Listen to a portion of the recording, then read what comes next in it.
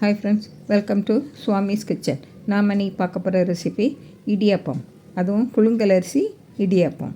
பச்சை அரிசியில் செய்யறதோட புழுங்கலரிசியில் ரொம்ப டேஸ்ட்டாக இருக்கும், நல்ல சாஃப்டாகட்டும் இருக்கும். அதுக்கு தொட்டுக்குள்ளே காய்கறி குருமா பண்ணியிருக்கேன். ரொம்ப ரொம்ப டேஸ்டியாக இருக்கும் இந்த இடியாப்பத்துக்கு. நீங்களும் இதே மாதிரி செய்து பாருங்கள்.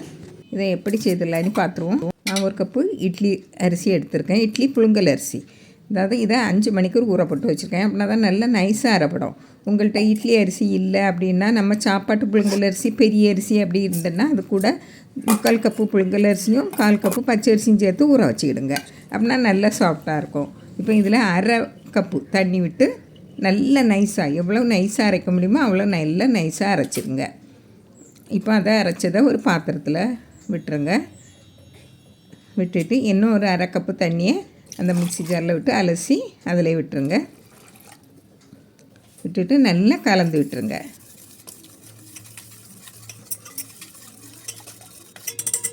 நல்லா கலந்து விட்டுட்டு இப்போ நம்ம வேறு ஒரு பாத்திரத்தில் இதை வடிகட்டிடுவோம். பாருங்கள், ஏதாவது குருணை இருந்தால் வெளியே வந்துடும். பாருங்கள், இதை இப்போ நல்லா வடிகட்டிட்டு இதில் கொஞ்சமாக உப்பு போட்டு நல்லா கலந்து விட்டுட்டு இப்போ நம்ம அடுப்பில் வச்சு கிளறி விடுவோம். நல்லா அடிக்கணமான பாத்திரத்தை வச்சு இடுங்க. அப்படின்னா தான் நல்லா கிளறதுக்கு நல்லா வரும். அடிப்பிடிக்கும். நீங்கள் மீடியம் ஃப்ளேமில் வச்சு நல்லா கிளறி விடுங்க. இது கட்டியாக இது இப்படி இருக்கும். அது கொஞ்சமாக இனிமேல் எண்ணெய் விட்டு நீங்கள் கிளறி விடுங்க. நான் 1 டீஸ்பூன் எண்ணெய் விடுவேன். நான் தேங்காய் எண்ணெய் தான் விடுவேன். நல்லெண்ணெய் கூட விடலாம். இப்போ 1 டீஸ்பூன் எண்ணெய் காணாதுன்னா கூட கொஞ்சம் எண்ணெய் விட்டு விடுங்க. நம்ம பிசையும் போது எண்ணெய் விட்டு பிசையலாம். பாருங்கள், இப்படி நல்லா பந்து போல் வந்த உடனே எடுத்து நம்ம வேறு பாத்திரத்தில் மாற்றிடணும். பாருங்கள், வேறு பாத்திரத்தில் மாற்றி அப்படியே மூடி வச்சுருங்க. நம்மளுக்கு கை பொறுக்கும் சூடு வரணும். அப்படியே மூடி இருக்கட்டு. இப்போ நம்ம காய்கறி குருமா பண்ணிடுவோம். நான் பீன்ஸு ஒரு 10 பீன்ஸு, ஒரு பெரிய கேரட்டு, வெங்காயம் ஒரு பெரிய வெங்காயம், உருளைக்கிழங்கு ஒரு உருளைக்கிழங்கு, தக்காளி சின்ன சைஸ் தக்காளி, பச்சை மிளகாய், கருவேப்பிலை, நமக்கு எண்ணெய் இதெல்லாம் தேவை இருக்கும். இப்போ நம்ம மிக்ஸி ஜாரை எடுத்து ஒரு 1/4 கப்பு துருவின தேங்காய், ஒரு 5-6 முந்திரி பருப்பு பதில் நம்ம பொட்டுக்கடலை போட்டுக்கலாம். ஜீரகம் 1/4 டீஸ்பூன், பெருஞ்சீரகம் 1/4 டீஸ்பூன், பச்சை மிளகாய் இவ்வளையும் போட்டு தண்ணி விட்டு நல்லா நைஸாக அரைச்சி எடுத்துகிட்டு வந்துடுங்க. தேங்காய் பால் விட்டாலும் நல்லாயிருக்கும், ஆனால் நான் அரைச்சி விடுவேன். பாருங்கள், இப்போ குக்கர் அடுப்பில் வச்சு 1 டேபிள் ஸ்பூன் எண்ணெய் விடுங்க. எண்ணெய் காய்ச்சதும் நம்ம நறுக்கி வச்ச வெங்காயத்தை, கருவேப்பிலையும் வெங்காயத்தையும் போட்டுருவோம். நல்லா போட்டு நல்லா கண்ணாடி பதம் வரணும். ரொம்ப சிவந்து வரணும்னு இல்லை, கண்ணாடி பதம் வந்தால் போதும். இப்போ இதில் கொஞ்சமாக உப்பு சேர்த்துக்கிட்டு நம்ம இஞ்சி பூண்டு விழுது, 1 டேபிள் ஸ்பூன் இஞ்சி பூண்டு விழுது. ஏன்னா அப்படின்னா தான் அடி பிடிக்காமல் வரும் இஞ்சி பூண்டு விழுது. இப்போ உப்பு போட்டு நல்லா அந்த இஞ்சி பூண்டோட பச்சை வாசனை போன உடனே நம்ம தக்காளி, பச்சை மிளகாய், நம்ம தக்காளி நல்லா வதங்கினு தேவையில்லை, ஓரளவுக்கு வதங்கினா போதும். பாருங்கள், இப்போ நம்ம உருளைக்கிழங்கு, கேரட், பீன்ஸ் எல்லாம் போட்டு நல்லா கிளறி விடுங்க.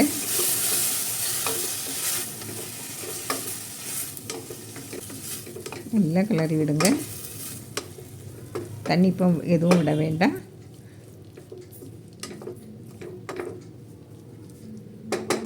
இப்போ நம்ம அரைச்சி வச்சுருக்கோம் இல்லையா தேங்காய், அந்த இதை போட்டுருங்க. போட்டு நல்லா பச்சை வாசனை போகிறது வரைக்கும் கிளறி விடுங்க. தண்ணி எதுவும் விடலை, நல்ல பச்சை வாசனை போட்டு அப்படின்னா தான் இந்த குருமா நல்லாயிருக்கும். பாருங்கள், இப்போ நம்ம கொஞ்சமாக கொத்தமல்லி, நிறைய போடணும்னு தேவையில்லை, உங்களுக்கு விருப்பமான நிறைய போட்டுக்கிடுங்க. இப்போ கரம் மசாலாவும் போட்டுக்கலாம் விருப்பம் இருந்தால். சிலவங்களுக்கு கரம் மசாலா வந்து அது வர வாசனை பிடிக்காது, நானும் அதான் போடலை. இப்போது மிக்ஸி ஜாரை அலசி ஒரு 1/2 கப்பு தண்ணி விட்டுருங்க. நல்லா அலசி தண்ணி விட்டுக்கிட்டு கொஞ்சம் நம்மளுக்கு குழம்பு எப்படி வேணுமோ குருமா அதே அளவுக்கு தண்ணி விட்டுடுங்க. நான் கொஞ்சம் கெட்டியாக தான் வைக்க போகிறேன். பாருங்க உப்பு எல்லாம் பார்த்துருங்க. உப்பு பார்த்து உப்பு நம்ம ஏற்கனவே நம்ம கொஞ்சம் உப்பு போட்டிருந்தோம். இப்போ பார்த்து போட்டுவிடுங்க. இப்போ நல்லா கொதி வந்ததும் நம்ம குக்கரை மூடி ஒரு 3 விசில் போட்டு இறக்கி வச்சிடலாம். 3 விசில் வந்ததும் இறக்கி நம்ம அந்த கேஸ் எல்லாம் அடங்கட்டினி ஆற வச்சிடணும். இப்போ நம்ம இடியாப்ப மாவு எப்படி இருக்குன்னு பார்த்துருவோம். பாருங்கள், இடியாப்ப மாவு இப்போ நம்ம கைப்பொறுக்கும் சூடில் நல்லா வந்துடும். இப்போ நம்ம கையில் கொஞ்சம் எண்ணெயை தடவிட்டு நல்லா பிசைங்க.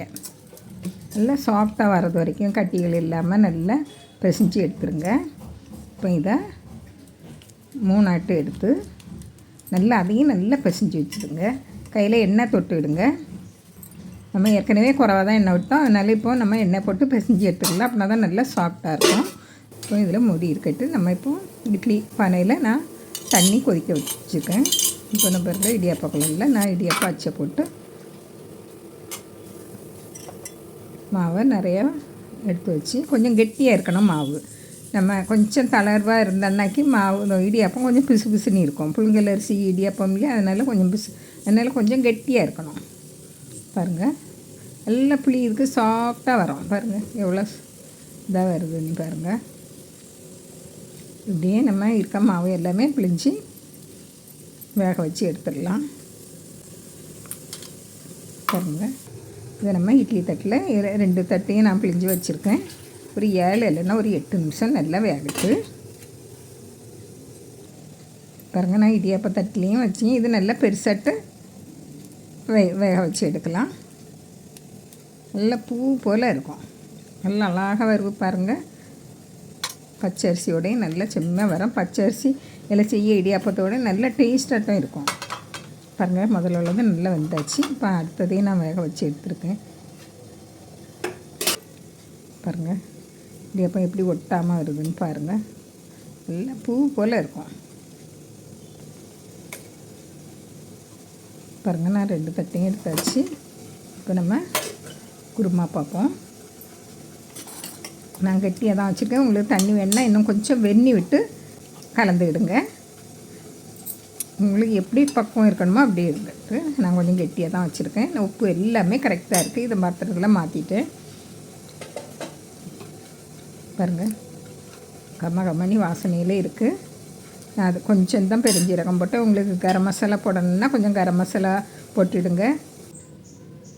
இப்போ பாருங்கள், இப்போ அந்த இடியாப்பம் எப்படி இருக்குன்னு பாருங்கள். நல்லா சாஃப்டாக இருக்கும். எவ்வளோ நேரம் ஆனாலும் நம்மளுக்கு சாஃப்டாகிட்டே இருக்கும். பச்சரிசி இடியாப்பம் போல் கொஞ்சம் கல் போல் ஆகாது. இது பாருங்கள் எவ்வளோ சாஃப்டாகிட்டு இருக்குது.